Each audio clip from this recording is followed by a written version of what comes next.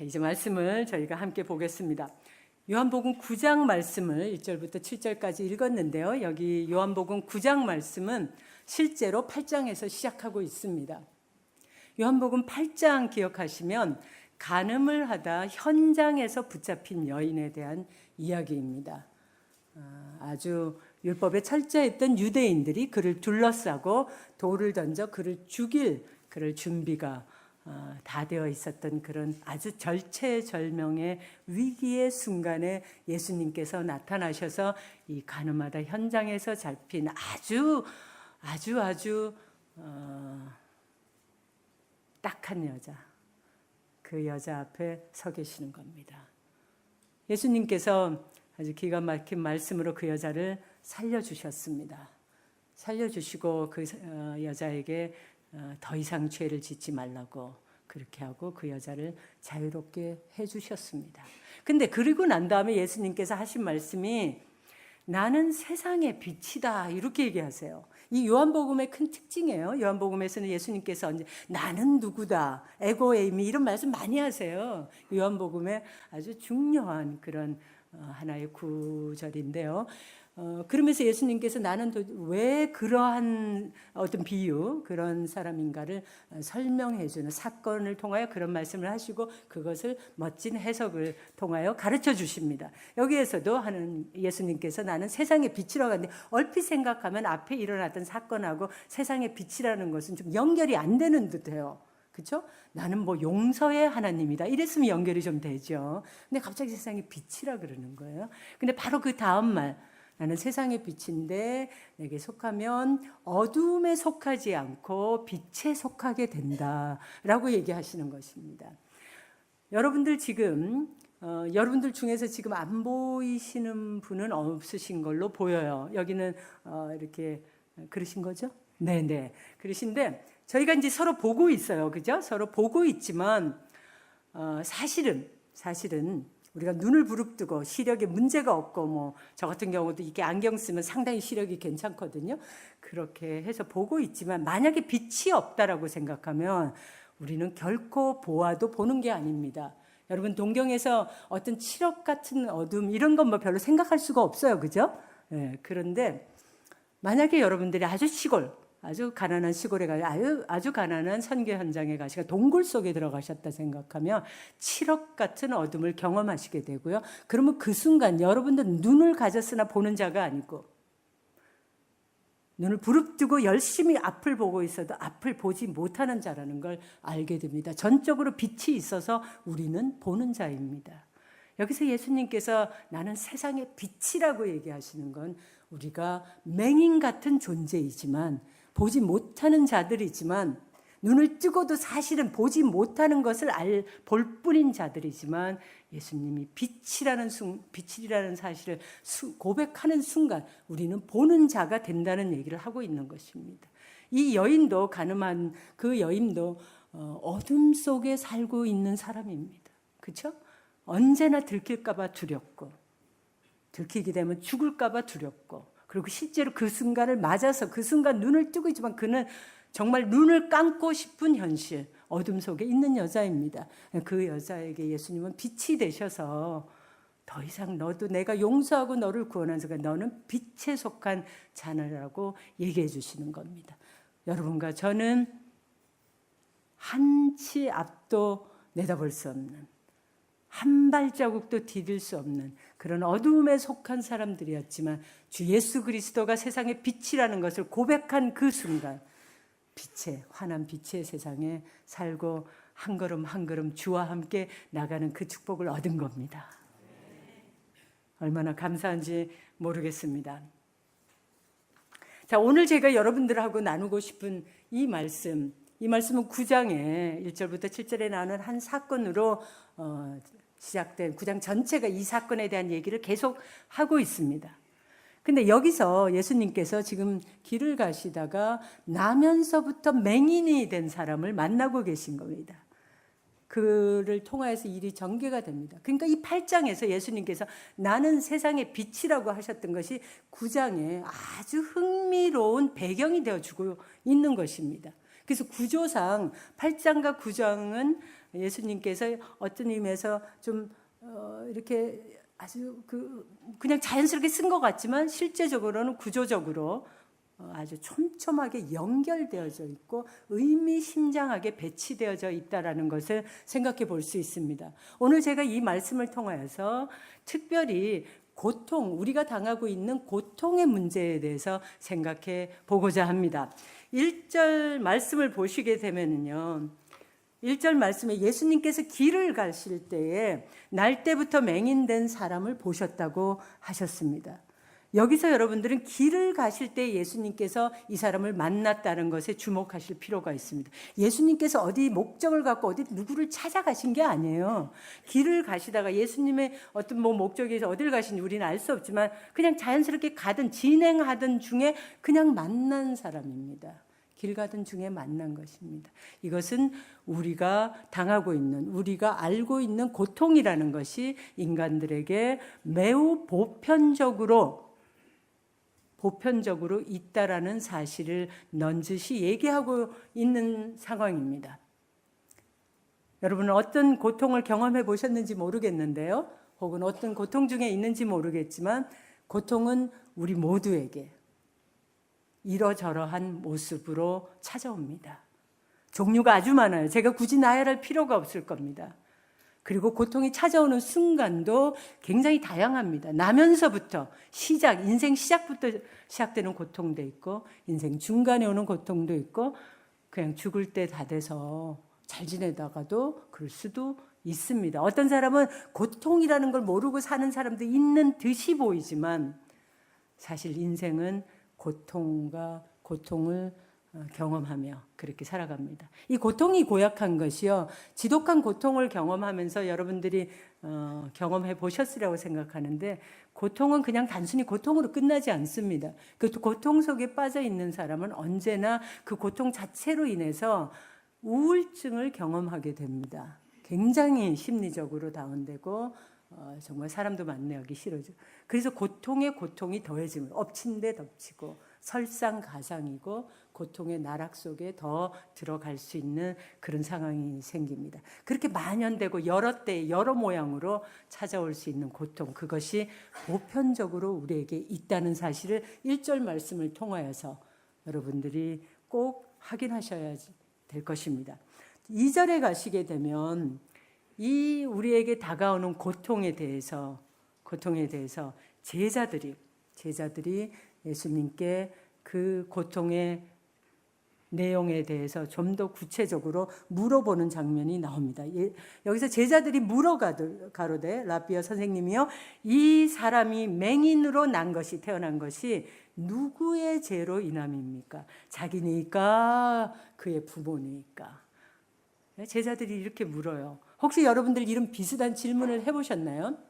제가 아는 분 중에 사업을 좀 크게 하시는 분이 있어요. 사업을 잘 하셨는데 또 어려움도 많이 겪으셨어요. 그리고 저는 이제 그동안 어려움 이미 겪었으니까 최근에는 이제 괜찮은 줄 알았어요. 근데 사실은 그분이 이제 최근에 저희 학교에 신학 공부를 하겠다고 또 들어왔습니다. 그래서 뭐 이런저런 해서 제가 이제 최근에 전화 통화를 또 하게 됐는데, 이분이 제가 이제 사업은 어떠냐고 그랬더니 너무 지금 힘들다는 거예요. 신학교 공부도 시작해야 되는데 힘들다니 제가 얼마나 걱정이 됩니까? 그래서 왜 그러냐 했더니 사기를 당했고, 이 사기를 친 사람이 기가 막히게 또 고소를 한 거예요. 이 말도 안 되는 일이 일어난 거죠. 그래서 너무 어렵다고 이런 얘기를 하시면서 그분이 그런 질문을 하더라고요. 근데 총장님이 제가 이렇게 지금 고난을 받고 있는 게, 너무 말도 안 되는 일로 고난을 받는 게 혹시 제가 그동안 너무 죄를 많이 지어서 이럴까요? 그렇게 질문하더라고요. 그래서 제가 오늘 본문 말씀을 생각하게 됐고, 오늘 여러분과 이 말씀에 대해서 또 나누는 이유기도 합니다. 제가 이제 좀 신학교 총장도 하고 또 목사고 하니까 좀 그럴싸해 보이죠. 근데요, 저도 사실 어려운 일 당할 때 솔직히 말해서 그런 질문들을 합니다. 제가 그때 그 죄를 져가지고 그때 이래가지고 그래서 혹시 지금 이 고생을 하는 겁니까? 이런 질문을 합니다. 저는 여러분들도 그러시라고 생각해요. 이게 굉장히 사람들이 많이 하는 질문입니다. 우리가 좀 믿든 좀 잘 안 믿든 뭐 하여간 다. 그래서 고통과 죄를 이렇게 연결하는 그런 태도가 우리 안에 있습니다. 고통과 죄는 아주 직결되어져 있다. 그래서 고통은 죄의 결과이다. 권선징악이죠. 이 아시아권, 특별히 유교 문화권에서 굉장히 강한 사고방식 중에 하나입니다. 근데 이런 태도를 갖고 있는데요. 그거를 제자들이 지금 물어보는 겁니다. 근데 이 물어보는 사람이요. 예수님이 지금 만난 사람은 누구예요? 맹인이잖아요. 나오면서부터. 근데 옆에 있던 제자들이 물어요. 맹인이 지금 물은 거 아니에요. 제자들이 물어요. 지금 아파하는 사람, 고통 중에 있는 사람은 맹인이잖아요. 근데 이 맹인이 지금 힘든데 그 사람이 또 거지로 살아요. 8절에 보면 거지예요. 이분이 이 중간에 가시게 되면 부모가 있었어요. 그죠? 부모가 이제 9장 중간에 가시면 등장합니다. 그런데 부모가 그러니까 맹인을 좀 도와줬겠죠. 그러니까 이 사람이 거린으로 근데 사는 걸 보면 도와줬는데 별로 많이는 못 도와준 것 같아요. 그렇죠? 이 사람 굉장히 불행하게 살고 있는데 이 사람에게 정말 이 아픔을 당하고 있는 사람에게 그 아픔을 더 해치고 들어가는 거예요. 상처에다 뭐 뿌린다? 소금 뿌린다. 지금 그런 상황인 거예요. 제자들이 묻고 있어요. 제자는 지금 굉장히 가까이 있는 사람이에요. 예수님과 가까이 있고 맹인과 아주 가까이 있는 사람이에요. 우리 주변에서 우리가 고통 중에 있을 때 우리 주변에 와가지고 말은 안 해도 혹은 말하는 사람도 있어요. 솔직하다라는 그런 난 평소에 매우 솔직한 사람이에요. 이러면서 그렇게 하는 사람, 염장 지르는 유의 사람들이 꼭 있습니다. 그러면서 저 친구 평소에 좀 독했어. 평소에 좀 목이 빳빳하고 조금 교만했지. 저 친구 잘 믿는 듯이 보였지만 뭔가 숨겨놓은 죄가 많은 거지. 그래서 저 고통을 당하는 거야. 그런 사람들이 있습니다. 말은 안 해도 그렇게 빨리 판단하면서 남의 고통을 자기 판단의 도구로 사용하는 사람들이 있습니다. 그래서 자기는 굉장히 이 신학적으로 철학적으로 상황을 판단하고 냉정하게 이성적으로 고통에 접근하고 있다고 생각하는 사람들이 있습니다. 그래서 잘 생각해봐. 뭔가 좀 덜 잘 믿었을 거야. 헌금을 조금 덜 했을 거야. 출석률이 조금 낮았을 거야. 믿었는데 제대로 안 믿었을 거야. 조금 교만했었잖아. 인정해. 빨리 인정하고 회개하고 그렇게 해요. 그래서 남의 일이에요. 지금 여기 제자들로 대변된 이웃, 그런 이웃이 불행해도 우리 주변에 많이 있습니다. 우리에게 상처를 주는 이웃은 이웃이 아닙니다. 상처를 주는 이웃이 있거들랑 정말 그 사람에게서 돌아서셔야 합니다. 이웃이 아니다. 돌아서셔야 돼요. 상처받지 말아야 합니다. 상처받지 않는 용기가 있으셔야 합니다. 근데 동시에 여러분들은 나는 어떠한가? 나는 고통받는 이웃에게 나는 어떤 이웃인가를 생각하실 수 있어야 합니다. 나는 다른 사람의 고통을 보면서 그렇지 저 친구. 그러지 않으셔야 됩니다. 고소해하지 않아야 됩니다. 역시 내 판단이 맞았어. 저 친구는 역시 아니었어. 그러니까 지금 저걸 당하지. 그런 이웃이 아니어야 합니다.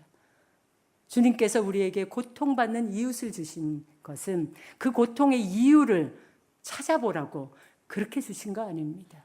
고통받는 이웃은 우리에게 기도의 대상이고 고통받는 이웃은 우리가 들어줘야 할 우리가 그 고통을 연민으로 바라봐야 돼요. 그래야 기도하고 기도해야 될 그런 대상일 뿐입니다. 제 주변에 정말 암이 걸려서 고생하고 있는 분이 있는데요. 잘 믿는 분이십니다. 근데 이분이 그거를 나누지를 못하세요. 사람들이 고소해할까 봐. 사람들이 판단할까 봐. 진짜 못하시더라고요. 제 생각에는 기도를 받아야 되니까 해야 될 것 같은데 못하시더라고요. 이 사회 역학이라는 그런 좀 특이한 학문이 있더라고요. 역학 하시는 분이 우리 사람들이 특히 한국 사회에서 많이 보여지는 현상 중에 하나가 고통의 올림픽 이런 게 있답니다. 사람들이 누구 고통을 이렇게 들으면 그래? 너 고통스러워? 난 더 고통스러워. 너 고통 좀 겪었어? 난 더 겪었어. 그 올림픽을 한다는 거예요. 너 고통 여기, 내 고통은 여기. 여기, 난 여기야. 그래서 계속 그렇게 무슨 고통도 경쟁하듯이 남의 고통에 연민을 가져주지 않는다는 것입니다. 이 제자들이 고통에 대한 질문, 이유를 찾으려고 하는 이 질문에 대해서 주님께서는 우리 주 예수 그리스도께서는 3절에서 기가 막힌 대답, 매우 신선한 관점으로 고통의 문제에 임하라고 고통을 대하는 우리의 자세에 대해서 설명하고 계십니다. 3절에서 예수께서 대답하시되 이 사람이나 그 부모의 죄로 인한 것이 아니고 그에게서 하나님이 하시는 일을 나타내고자 한다. 이렇게 말씀하셨습니다. 주님께서는 우리가 고통을 당할 때 그냥 그 고통을 그냥 보라고 하십니다. 그리고 그 고통 가운데서 일하고 계시는 하나님을 보라고 하십니다. 찾지도 못할 고통의 이유를 찾느라고 시간 보내고 낙심하고 절망하고 그러지 말고 하나님께서 일하고 계심을 보라고 하십니다. 하나님께서는 우리 안에서 일하고 계십니다. God is working in us. 하나님께서 우리와 함께 하신다는 것은 임마누엘, 예수 그리스도의 이름 임마누엘, 하나님께서 우리와 함께 하시다로 우리가 잘 알고 있습니다. 하나님은 그냥 함께 계시는 정도가 아니라 그것을 넘어서서 우리 가운데서 일하고 계십니다. 제가 이 임마누엘이란 말을 참으로 기가 막히게 깊이 있게 이해하신 분의 이야기를 들었습니다. 이분은 어릴 때 성폭행을 당하신 분입니다. 지금은 이제 사회적으로 굉장히 괜찮으신 분이고요. 나름 성공하신 분이시고요. 또 아주 신앙도 좋으신 분입니다. 근데 이제 이분이 이렇게 되기 전에 신앙 물론 그때도 괜찮으셨지만 남들이 알지 못하는 그런 이렇게 고통이 참 심하셨대요. 그리고 믿어도 또 성경 말씀도 뭐 많이 읽고 그러시고 교회에서도 열심히 활동하셨지만 늘 하나님이 왜 그 어린 내가 그 고통을 당하는데 나를 그렇게 놔두셨을까? 성폭행 당한 사람들이 남자 여자 할 것 없이요 자신이 굉장히 더러워졌다라고 많이 생각도 합니다. 그래서 그런 것들이 굉장히 복잡하게 이분이 얽혀져 있어서 굉장히 힘들었다고 합니다. 왜 하나님은 임마누엘의 하나님이신데 나와 함께 계시는데, 그러니까 함께 계시는데 하나님은 내 옆에 그냥 이렇게 함께 계셨나 보다 이렇게 생각한 거죠. 그러니까 이제 섭섭한 거죠. 그죠? 그래서 원망이 있었는데 어느 날 이 임마누엘의 하나님을 묵상하던 중에 하나님께서 나와 함께 계신 정도가 아니라 하나님께서 내가 성폭행의 그 고통을 당할 때 나와 함께 고통을 당해 주셨다라는 걸 깨닫게 됐다라는 겁니다. 하나님은 그 수치스럽고 기억도 하고 싶지 않은 그 고통의 순간, 그 어린 아이가 감당기 어려운 그 고통을 하나님께서 함께 겪어 주셨다라는 그 깨달음을 갖게 됐다고 합니다. 그리고 나서는 정말 자유로워져요. 내가 버려지지 않았구나. 하나님께서 그냥 옆에서 이렇게 하고 있으셨던 게 아니구나. 그렇게 함께 계신 게 아니라 내 안에서 나와 함께 고통당해 주셨고, 마치 홀로코스트를 당했던 유대인들처럼 그렇게 고통의 순간에 하나님이 함께 하셨음을 깨닫게 되었다고 합니다. 하나님께서 우리가 고통을 당하고 있을 때 하나님은 안 계신 것 같고 숨어 계신 것 같고 무정하신 것 같고 무능한 것 같습니다.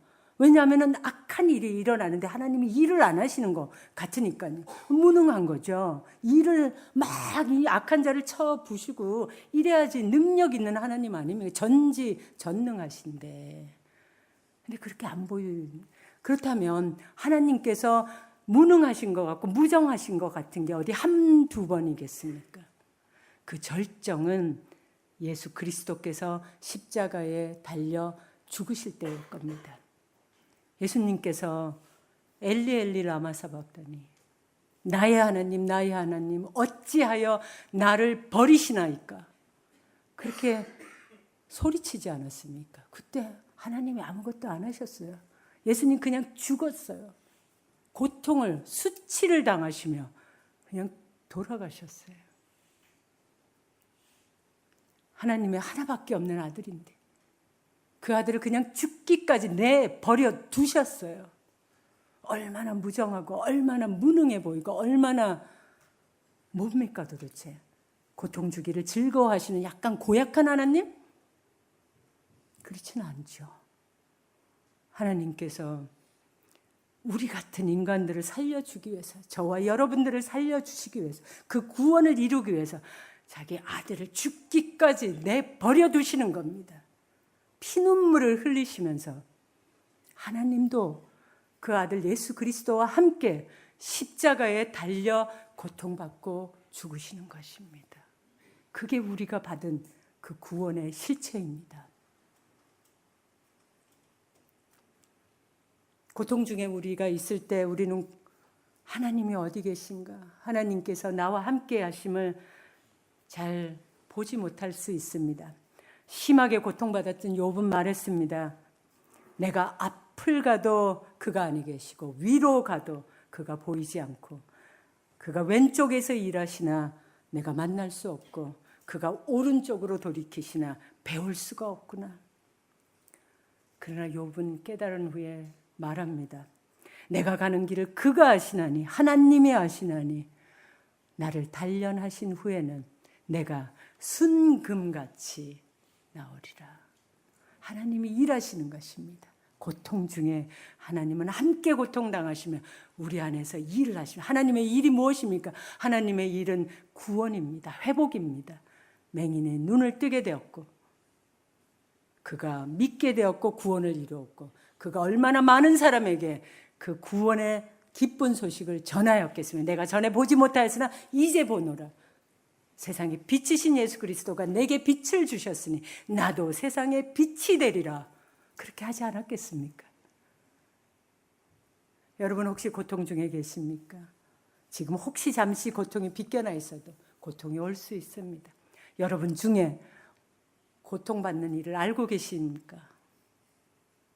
하나님이 고통 중에 일하고 계십니다. 그 하나님을 만나시고 목도하시고 그 하나님과 함께 구원의 사역을 이뤄가야 할 것입니다.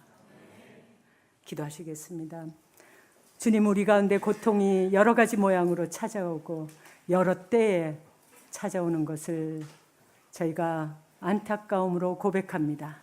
그러나 그 고통 중에서 일하시고 그 고통을 통하여 구원을 보이시고 하나님의 영광을 드러내시니 참으로 저희가 감사합니다. 그 깊은 진리의 세계에 저희가 들어가게 하시고 고통 중에도 고통이 없을 때에도 주님만을 찬양하고 하나님의 구원을 전파하는 우리 모두가 되게 하여 주시옵소서. 감사드리옵고 이 모든 말씀 주 예수 그리스도 이름으로 기도드립니다. 아멘.